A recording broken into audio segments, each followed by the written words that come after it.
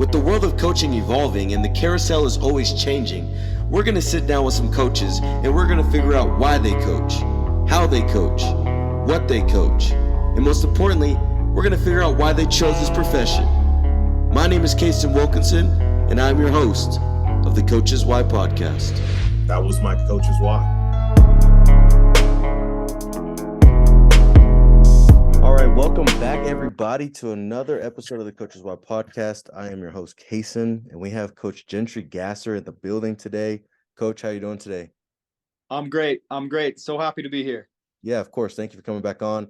We had a little bit of technical difficulties, so we're going to rush through this part a little bit. But, Coach, I just wanted to, I met you at the Christmas clash in Utah, Salt Lake City, right before Christmas break, and you and me kind of, talked a little bit, and I loved your facility. It was amazing. One of the nicest I've ever seen for high school. So I before we get into that, so just so everybody knows, Coach is from Salt Lake City, at least currently in Salt Lake City, right? It's Farmington. I guess it's Farmington, Utah. It's technically Farmington, but yeah, it's right just 10 minutes north of Salt Lake. Right. Okay. Yeah. So not too far from Salt Lake City.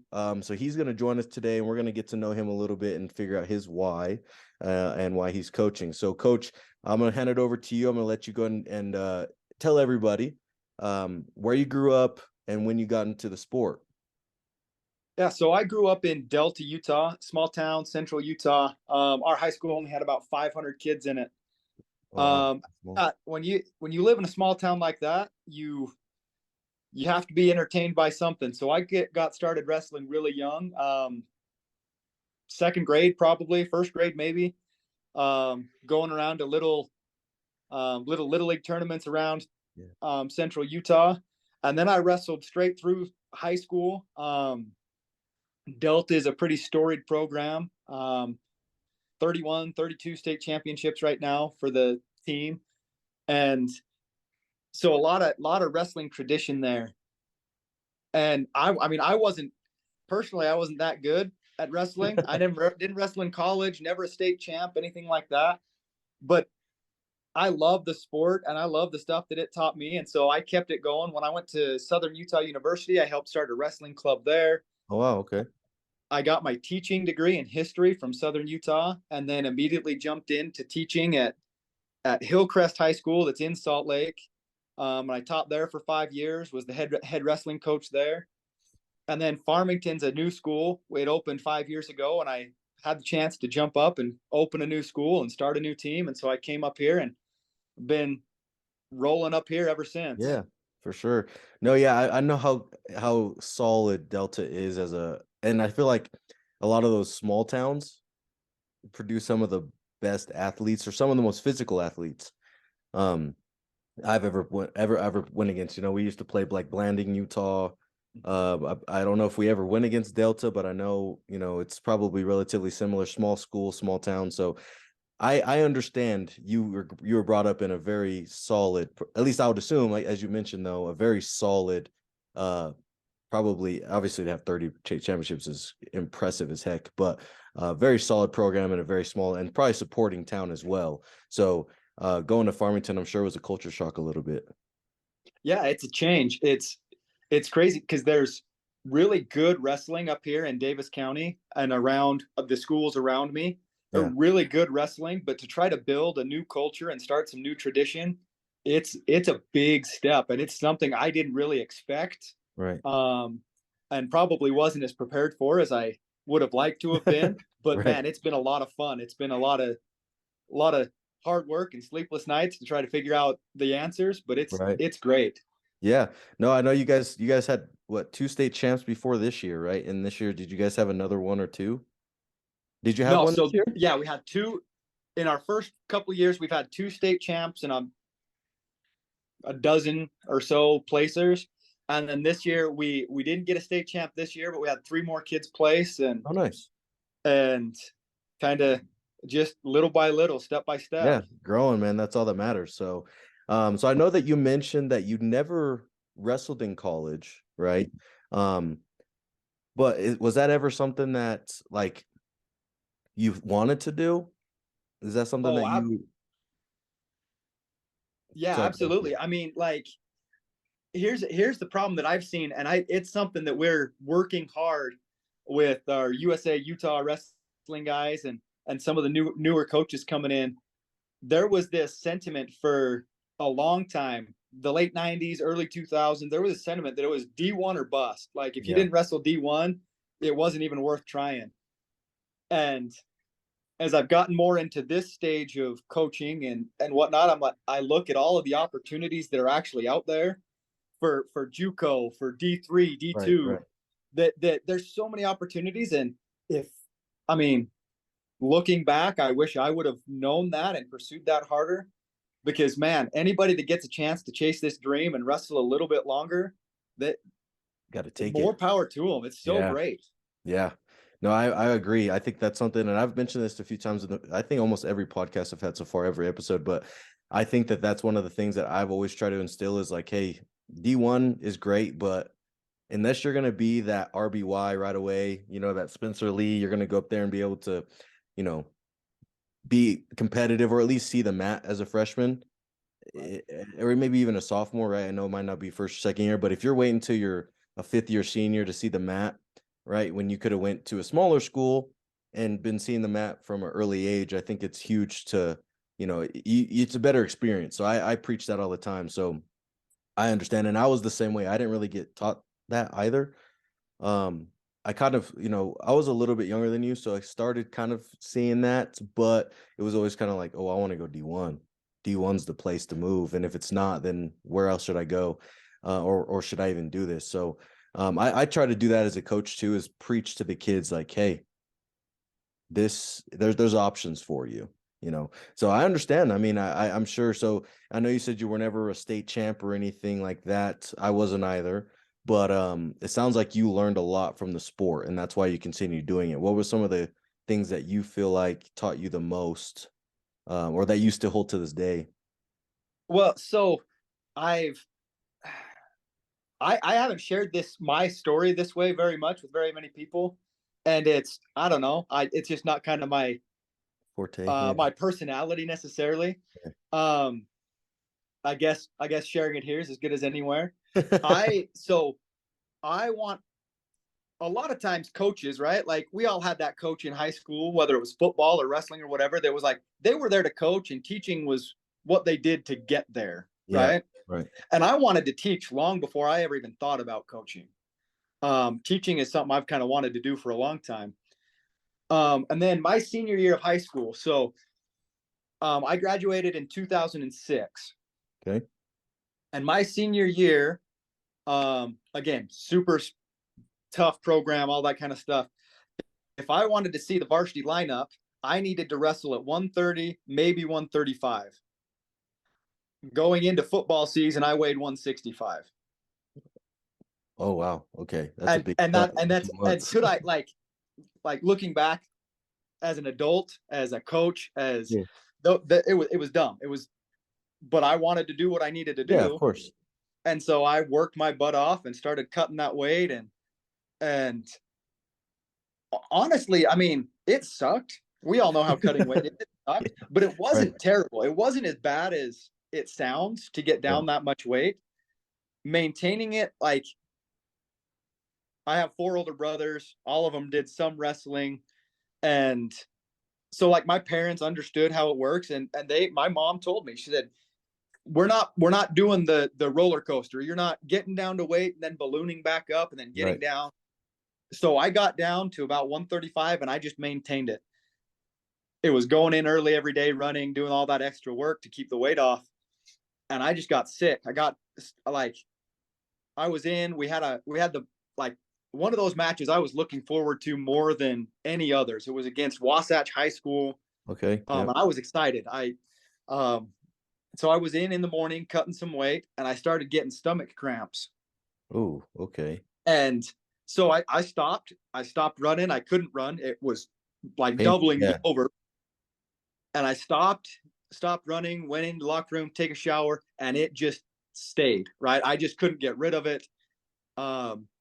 Could barely stand up in the shower, could barely get Ooh. dressed. So I call my mom, we go to the doctor, run a bunch of tests, and the doctor said, you have a virus that's comes from it, like the reason it's taking hold is because you're cutting so much weight and you got to stop. You got to Right. eat something. You got to get healthy again. And this was in mid-January, so I was done, right? Like Yeah. I, Middle of I season, right? my season has 3 weeks left, whatever. So I didn't get to finish my season. Had a few different times sitting on my coach's couch in the coach's office, in tears, trying to figure out why, right? Yeah. Why did this happen to me?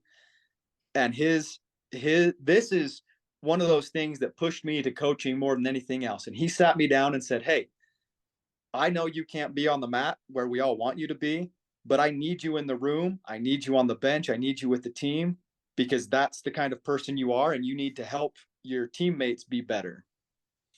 And you're an example to that, right?" Yeah. And that didn't make me feel better at the time, Of course. But looking back on it. but looking back, it made me realize, sure, physically, I'm not the most gifted wrestler by any means. Right. So physically, I might not be able to give everything to the sport that way, but I can be there as a motivator. I can be there and share the stuff Yeah. I know, Be a teammate. and be a teammate. And that's carried over into the way I try to coach and the way I try to be. Like it's just, I mean, that's kind of what's got me on this path to be a Right. coach, is just being there and being in somebody's corner and helping them improve and be better. Right. No, I like that. I mean, I appreciate you sharing that story. That kind of goes to show a lot about you, but also the coach that you had at the time. Um, and I appreciate that you carry that over into being a coach, which actually kind of leads to the next question that I like to ask. Was there ever a coach that made an impact on you as an athlete, but also as a adult, in life? And why was that? So it sounds like that coach made a pretty good impact, obviously, into helping you get to this point. But you can either talk about him or maybe somebody else. Talk about a coach who negatively affected you, who you don't want to be like. But has there ever been a coach that's really helped you become who you are, and it's has made an impact? Yeah, absolutely. I mean, and I could share negatives and positives, for sure. Let's stay focused on the positive though. Positive for sure, yeah. Um, I had a coach. He'd been an assistant coach at, well, there's lots. I don't even know. Let's talk about Coach Thomas. He was an assistant coach for a long time. He went through as an assistant coach for, I want to say, at least 3, maybe 4 different head coaches Okay. before he finally decided to take over. Um, and man, that guy, he just did it the right way, right? Right. Similar, like he had actually a similar story when he was in high school. I mean, this guy's like a cat. He's got 9 lives. He should have died so many times in different ways and for different reasons. Yeah. But man, he just had the ability to motivate and had the ability to connect with kids on their level. Good wrestlers, bad wrestlers. It didn't matter. He could connect. He could help them improve. And he just, he was just always there if you needed Yeah. him. And it was so great to watch, to learn from him, and to see how he was there for the kids, right? Like we don't get paid that much, and for him to be an assistant coach in wrestling for 20 plus years, not be the guy, not be the Yeah. head coach, but to just be there. He was there for the kids. He was there to help us be better people, better Yeah. wrestlers, all of it. It was so Yeah. awesome. No, that's awesome. And I think it takes a lot. It takes a strong man mentally to be able to um go through all those changes and transitions, and really have that as the backbone of like, I'm here for this and here for the kids, and I don't want to be that head guy type of thing. And the fact that he was able to do that and just genuinely care before he had that opportunity is awesome. And I think that patience can be key in a lot of aspects for sure. So, okay, I like that. So you said his name was Coach Thompson? Yeah. Thomas? Jason Thomas. Jason Thomas. Okay, awesome. So I guess my next thing, actually, hold on. I'm gonna pause this real quick. I have a question. What time do you get back? Do you have to leave 1:30? I got 1:30, 1:45. We're good for Yeah, another half hour probably. cool. All right, sounds good. So we'll back. So yeah, so I guess my next question then is yeah, I guess you kind of mentioned it already actually. You mentioned that you started at, was it Hillcrest coaching? And then you went from Hillcrest to Farmington, right? So you've only coached at two schools. I helped my brother coach his high school team at Paiute High School. Okay. In central Utah. I was just an assistant coach. It was more of a come in between semesters, come in. I mean, it was great. I loved it. But Yeah, that's just I whenever mean you that could type of thing. a little bit of volunteer assistant coach things at a few different places. But yeah, real we'll call it real Yeah. coaching, Hillcrest and Farmington. Officially, I got you. Okay. So, and so when did you decide that coaching is what you wanted to do? Right? Because I know sometimes it's a point in their athletic career where it's like, I I can't compete anymore at this high level, but I want to be involved in the sport. I know some people who literally get the opportunity because they're coaching at the neighbor school. Some people have never coached before, but they need a head coach, so they get it. So like, there's a lot of things, and I know you said that you wanted to teach before you, like way before you wanted to coach, but when was that switch or that flip that said, okay, I want to coach now and I want to do this? Um, I I I feel like it really must have been during my senior year. Okay. Uh, and it wasn't just that experience with wrestling and that like with our football team, right? Again, small school, so everybody does everything. So I Right. played on football team and I just had I just had awesome coaches throughout that I recognized then. So I'd wanted to teach for a long time. And then I realized, I think when I was mature enough as a senior, I realized the adults I have the greatest connection with Yeah. are not my history teacher or my math teacher. Yeah. It's my football coach, my wrestling coach.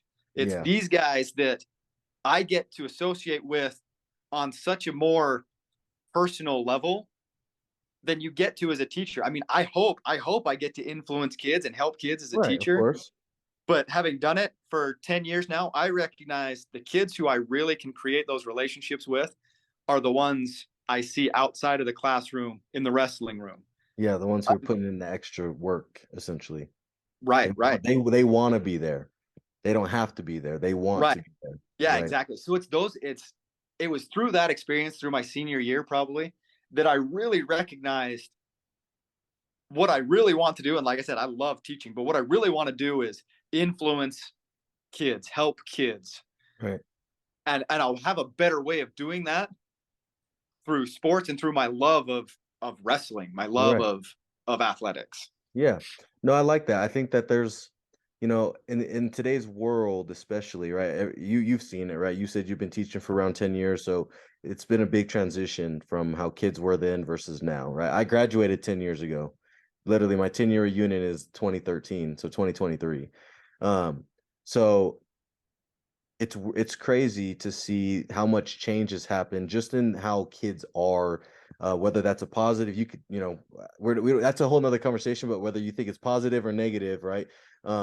It's been a big change. So as a coach, having to adapt and do that is crucial. But being a teacher, you've really had to adapt. So the fact that you haven't let that change, whatever it is, negative or positive, affect you and you're still there, kind of like what your coach did, right? Your coach, who he was just there for the kids, who was assistant forever. You just want to help the kids and you hope that you can make a change or you can make that connection for kids is awesome. So, and I think that some teachers, and especially nowadays, it's such a fight to get teachers in. I know there's a shortage of teachers. So I don't know what that is, whether that was COVID, whether that's the kids that they have to deal with, whatever the case is. So being a teacher in today's world is tough. So I commend you for that. And it's one of those things, man, where if you can make that connection with one kid and change one kid's life or one kid's perspective, I think it's all worth it. So I 100% agree. And I agree though. Once you get into the athletic side of things, you become like not every kid. You're not going to win every kid, but you almost become their second father or mother or whatever the case is, right? Obviously, we're men, so fathers. But if you're a female coach listening, right, you might be that mother or whatever the case is. So I 100% agree that you get to that. So I like that you still have that mindset as that. Um, is there anything that you dislike, or is there anything that you hold on? Let me let me word this right. What do you love about coaching? And is there anything that you dislike about it? Um, so the the stuff I don't like Yeah. is when I first became a head coach, I didn't realize that I was going to be an accountant and a fundraiser and a bookkeeper True. and Yep. all of that extra paperwork that I didn't. I mean, like I've said it to a few different coaches around here. If I might just quit being the head coach, go help somewhere so somebody else can fill out all the paperwork and I can just show up in the room and coach. Yeah. But but honestly, um, it's worth it still, right? I don't really want to. I like running my program the way I want to. But the thing I love, um and I think it happens on every team every year. You have that you have that kid, that one kid who's struggled, who hasn't quite made it click. Whether and sometimes it's wrestling and sometimes it's just life, Right. right? Right. Right. Yeah. And they're just struggling through it. They haven't quite figured out, and then that little switch it flips, and they realize and make those connections, and on the mat they start connecting moves and they start chain wrestling better, or in the classroom or with their parents, right? Whatever it is, like I said, Right. it's not always in the sport, Right. but when they come up to you and give you a hug and say, "Coach," it's because of you. It's because you were there. Yeah.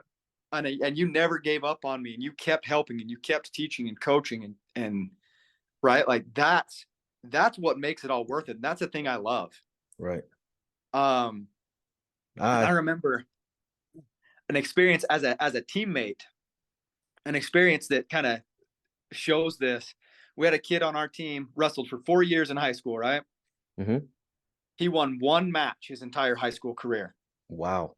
and I think it was at like the second to last tournament of the year, right? Like he wasn't a state qualifier, nothing. He only Yeah. won one. We had 3 state champs on our team that year. We were more excited and cheered louder for that one kid when he won that one match than those 3 state champs for winning When theirs, they win right? the titles, right.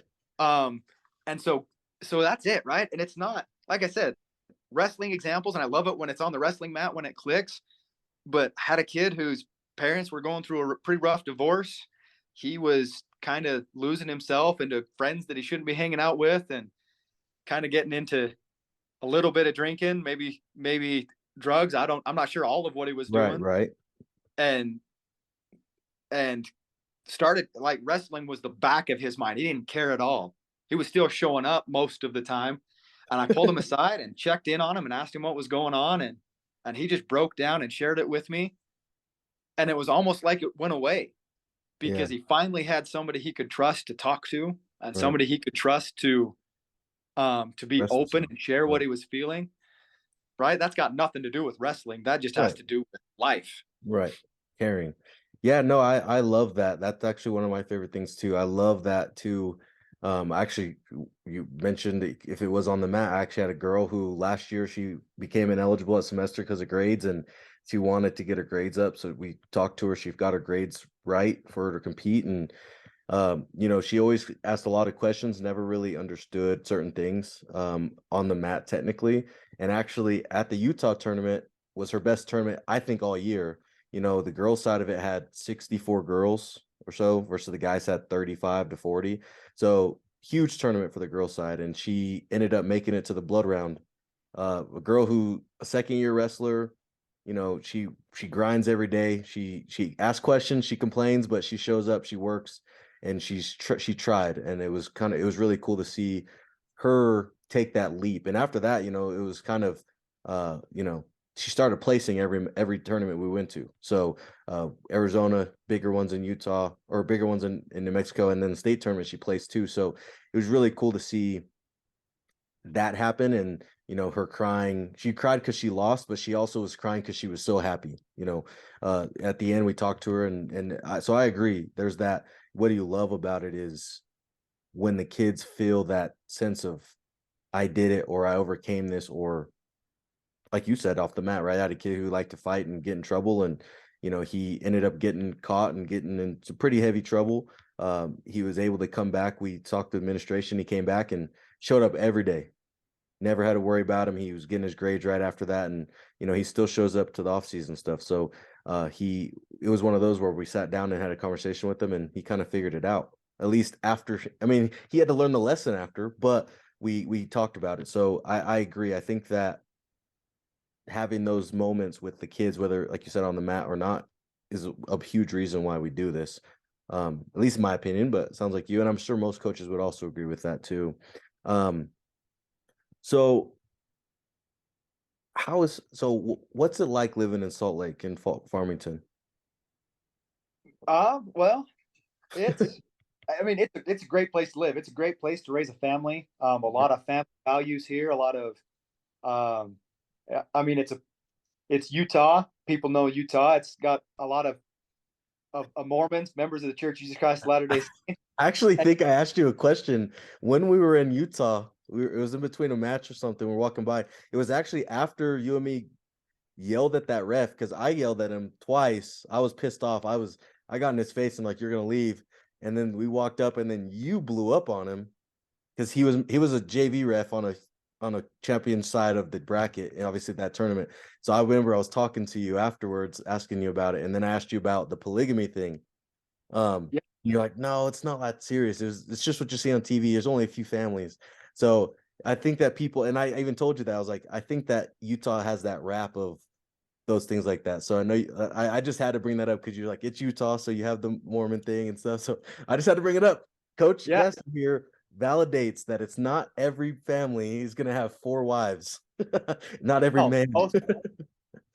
not widespread by any means. Right.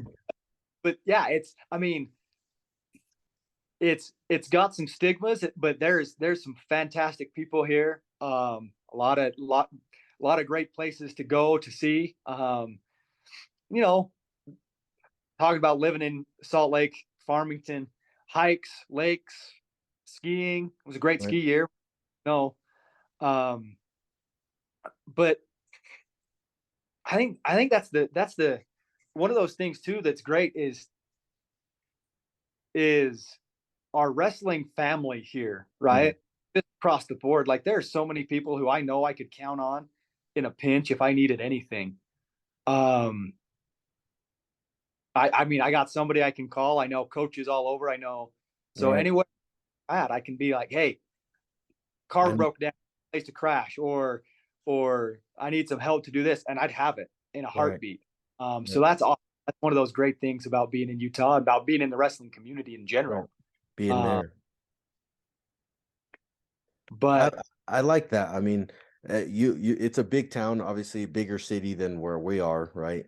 But it's kind of the same thing here, right? There's you when you're in and I think being in the wrestling community in general is so small on a national level, or just any major sport level, that if you are a coach, if you're an athlete, right? There's obviously good kids, there's obviously bad kids, good coaches, bad coaches, but as a whole, I think that if once you talk about wrestling, you've been a wrestler, you're a coach, whatever, it kind of naturally brings you together on that level, to where you have that sense of family, right? Even if it's extended, essentially. So I like that you brought that up. You still feel that even in such a big metro. yeah, for sure, 100%. And it is beautiful there. We drove in. We got there. I think we got to your high school at 7 o'clock at night, so it was already dark. We got there super late, but before, you could even just looking at it the next morning when you woke up, the mountains in that area is beautiful. So I understand why it's attractive to a lot of people. So um but we're going to get into a little bit deeper questions. These are what I like to finish with. They're usually a little bit deeper, kind of dig into why you do what you do, some questions, things like that. Kind of things that I like to finish up on. So with that being said, how do you build a successful program? Or actually, let's start with this one. How do you build a successful culture on the level of buy-in and mindset? So I mean, I think that culture starts at the top, right? Whoever's in charge is going to have to have that'll buy in themselves. They're going to have to, if they're preaching, we got to be here 6 days a week working hard. They better be first one there, last Yeah. one out, right? Like Right. they better. And then and I mean that excitement, that dedication is gonna trickle down through everybody.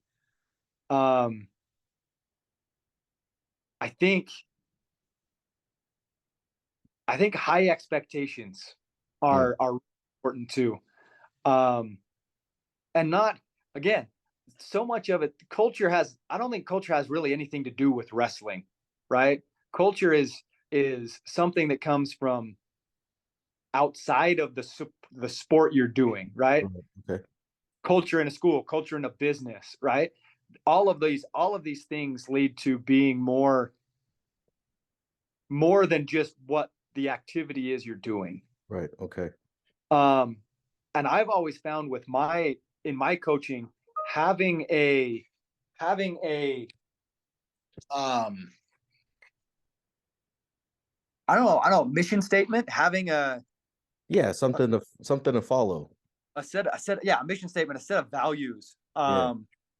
things like that always help the members of the team recognize what's what, right? Right. And I'm not unique in this, but cheesy in this of I always create an acronym, right? So at Hillcrest, our mascot was the Huskies. Okay.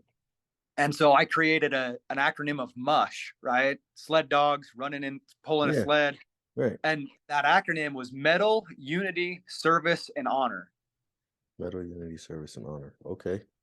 So I preached that. I tried to get kids to realize medal, courage, standing up for what's right, doing the things that you know you should do, unity, being united, service, serving those around us, and then honor, doing everything with honor. Like that was just like a rallying cry, a place where we could all focus in and know what was most important and carry that most important thing over onto the mat.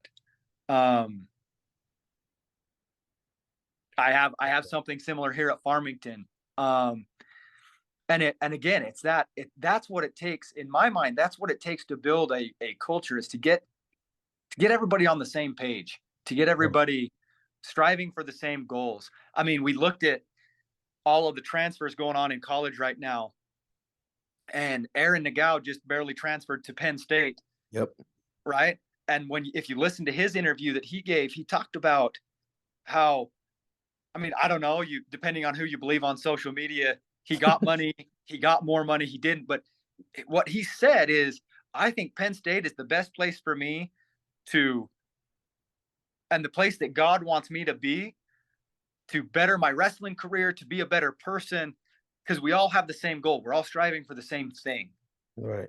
I mean, and it's easy, like, and it's easy in sports. Like, obviously, our goal every year is to be a state champ, right? Of course. But that's not, like, the culture can't be based around state championships. Yeah, We're not you have to build it to where it's a family first, and you have to build the foundation, and those state championships will come when that time, right? Whether it's a team or individual, whatever, you have to do all the right things. Doing all the right things will get you there, and you have right. to. That starts with the foundation and what you do every day.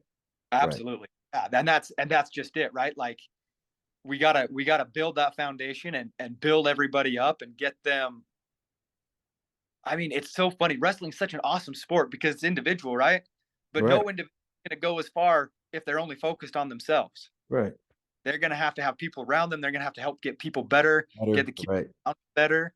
People don't realize how important it is to have a good, partner in the room every day. If you don't have if you're a varsity guy who should be a state champ, but you're wrestling a guy who is who's going to be a C team or a JV guy until he's a senior, I mean, you're not going to get better. But if you're a senior wrestling another senior and you guys are both really competitive and you guys bust your butt every day, that's where you get better. And then people around you see, and then they build that culture, and that's how you know, those kids get to that level. But you has to start with one pair of kids, and then it goes to 2, and then 3, and then 8, and then it works up. So I 100%. Well, yeah, for sure. And I found too with those 2 kids, right? You get 2 seniors. If their focus is more, what can I do to help my partner get better? Right. If they both have that attitude going in, they're going to improve each other way more than, hey, well, I need to work on my single legs today, so you just help me. Yeah, right? Just stand in a scarecrow and let me work it. Right? Like they gotta both be thinking, what I am doing right now helping my partner get better? Right. And I've been married for almost 12 years. Carry that into life, man. If you do everything to do what makes your partner better, you'll have a successful marriage, and then you'll have a successful work environment, right? Like, and that's the culture I'm trying to breed. Ooh, I think I found my therapist. No, I like that. No, it's true though. That's the thing I love about wrestling is whatever if you take it serious and you really do learn those things, it'll transition from the mat to life. So I do love that. I really like that how you were talking about what builds a culture, and that I like that you know that it takes more than just it takes everything to come around. And so it kind of leads a little bit, I guess, into my next question, but I like to ask this one because I think that there's a lot of new coaches. And there's probably some coaches out there that are struggling, and there's just people who want to get into the coaching world. So do you have any tips or advice for any new coaches or any struggling coaches? I think a big thing, and I had to learn this myself. I think a big thing is you've got to teach, or if I'm talking technical for a minute. You got to teach what you know, what you like. That doesn't mean you can't go out and learn new stuff and get new stuff, but you got to teach what you know. And so I feel like I'm a pretty good coach, but I struggle in the weight room, right? Like, I don't know how to create weightlifting plans. I don't know how to develop that kind of stuff. So I got to go find somebody that does. And that's the other thing that I feel like is super important is get out there and find people who can help you with your program. It's not like, it's hard. I mean, I'm still trying to find assistant coaches to fill gaps where I need them, but you got to be actively looking for those people to help out. I like that. And then one last thing I think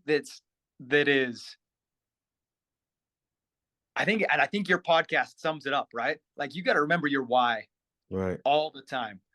Write something up, right? Like, I remember sitting awake one night, couldn't sleep, was stressing about life, stressing about coaching. And I just sat down and started writing down why I coach, right? Why I wrestle, why I love wrestling. And if I'm ever in that spot where I'm like, man, I got no progress, I don't know what I'm doing, I don't know why I can't make this next step, I come back to that and I read through it and I add to it and I tweak it to figure out why I'm doing it in the first place. And as long as you remember that, and assuming you're coaching for the right reasons, because, man, your paycheck's not it. No, for sure. Yeah. Because I think even those bad coaches we know of got into it for the right reasons. For the right reasons, right. And so you got to get back to that. You got to get back to why you're doing it in the first place. And don't be afraid to take a day off from wrestling and do something dumb, like have a party, have something, right? Swim party, something. Yeah, no, I agree. I like that a lot. Remember why you got into it in the first place. Which is the perfect segue, Coach, for my favorite question, the last question of the episode that I like to ask everybody. and it's personally my favorite because everybody has a different reason for it. So I'm going to ask this to you right now. Why do you coach? What is your why? So early on in after I became a coach, right? We've talked about kind of why I got into it and Right. that. I was sitting in a meeting with a bunch of different coaches, and we were talking about it, and there were officials there, there were coaches there was everybody there, right? Right. Um, and we were talking about why why wrestling? What's so great about wrestling? And one of those guys spoke up and said, the best part about coaching and the best part about wrestling is that your entire goal is to get someone, your opponent, to submit to what you want them to do. And I took that and I thought about that and it stuck with me. And I realized, like, that's what I want to help kids realize, is that the biggest opponent that we have, the hardest things that we do, it's not on the wrestling mat. That's just life. Life is hard. Deaths in the family, parents getting divorced, like I talked about, those hard things. And the biggest part about that,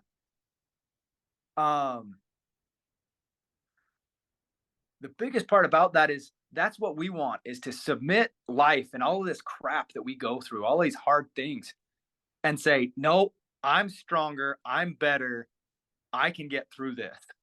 Right. And so, I mean, that's why I coach, because as much as I love wrestling, it's a vessel, it's a path for kids to learn that they can do hard things no matter what it comes from. And if they can't do it by themselves, they got people in their corner that will coach them, that will help them, that will walk them through it. And so that, I mean, that's it, right? The best of the best have people, a supporting cast around them that'll help them get through the crap that we have in our life.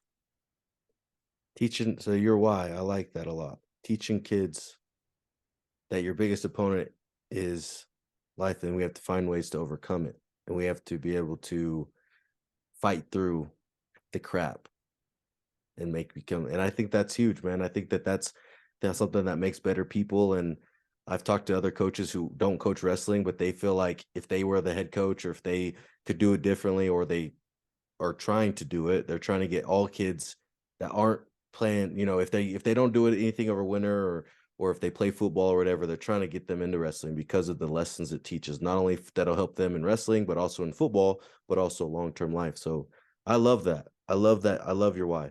I do. Well, Coach, I appreciate you telling me your story. I know you're about to get off. I know you're at school right now, so I appreciate you taking the time in your break to talk to us. But I really appreciate you hopping on. It was really nice to speak to you again and talk to you. We haven't really spoken since Utah, really. So I really appreciate you taking the time out of your day to do this, and hopefully we can get you back on at some point. Yeah, that'd be great. It's been great to talk to you. Thanks for thinking of me and getting me on. Man. Of course, man. I thought, you and me spoke pretty well, and we had it was pretty easy to have a conversation with you at the time. So I was like, perfect. Why not? So like I said, I appreciate you, man. And I hope you finish out the school year strong with teaching and recruiting and everything like that. And we'll definitely be talking in the future. Awesome. Yeah. Reach out anytime. I got you, brother. I appreciate you as well. Reach out if you're ever down in New Mexico for whatever reason. Let me know. Sounds good. All right, brother. Well, hey, appreciate that. You have a good rest of your day. Thank you guys for listening. If you guys would, please go leave a 5-star on Spotify or whatever you're listening to. If you're on YouTube, please go like and subscribe, leave a comment, all of the 9 yards. So with that being said, Coach Gasser, I'm Kason. Thank you guys for listening. Bye-bye.